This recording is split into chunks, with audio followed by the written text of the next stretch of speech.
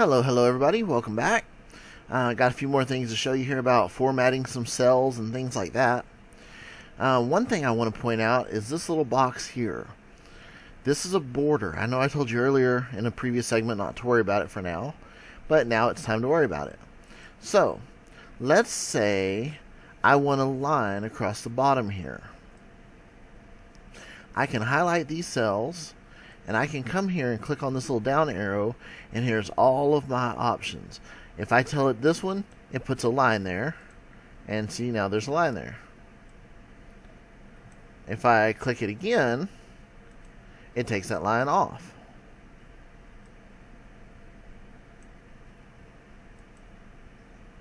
Oh, sorry. No, clicking again didn't take the line off. Clicking no border takes the line off. That's what I meant to do, sorry. Let's see. If I decide I want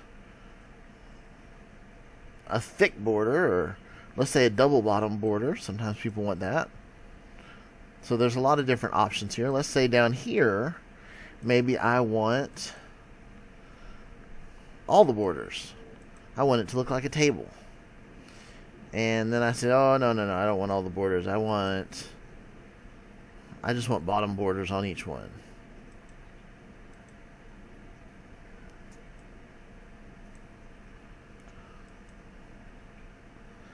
Let's see. Or maybe I just want outside borders. Let me tell it no borders first. And then outside borders. Outside border puts a line around the outside, but not everything else. So if I were to print this now, you would see a box around this part, but not everything else. So this is just something fun that you can play around with. And again, it has no functionality. It doesn't change anything. My formulas over here still calculated the same, whether there's a box there or not. This is just merely for aesthetic reasons, so that you can make it look like you want. And there's more border options down here.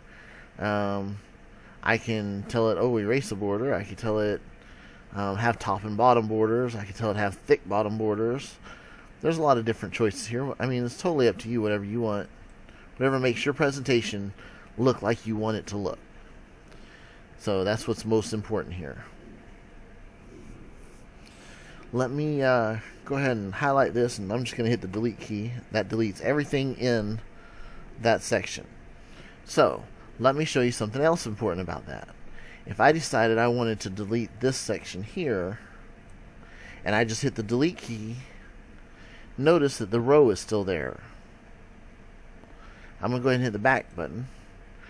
On the other hand, if I were to highlight the row and right click, I could tell it to delete the row, and everything moves up automatically.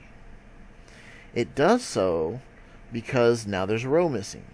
I can also go in and I can tell it to insert a row, and it would insert the row. I'm going to undo both of those and show you something else. If I only have these highlighted, when I tell it to delete the row, now it's going to ask me. The default option is to shift the next row below it up one. But if I had more stuff over here, I might want it to come in. And in which case, that would be one of these options. I can tell it to delete the entire row. I can tell it to delete all these columns.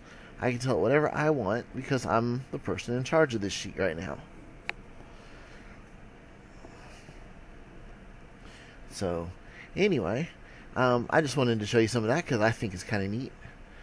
And like I said, you can, if I have everything highlighted, I can go in and tell it to center everything, and it centers it all. I can tell it left align everything. I can tell it right align everything. So I can tell it to basically do whatever I want. And then when I'm finished, I can always go back and say, oh, undo all that. I don't like any of those changes I made.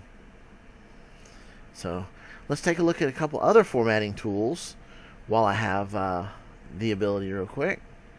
Let's say I'm going to highlight these. Let's go back up to the format option where I was at a while ago.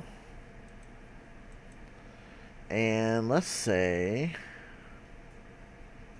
I want to go to format cells, and I'm back in the alignment tab. I have the option right here to tell it to do my text straight up and down instead of how it is. Or I could tell it to rotate my text to some degree. If I choose it like that and I click OK, look what happens to all my text. I'm sure you've seen people do this before.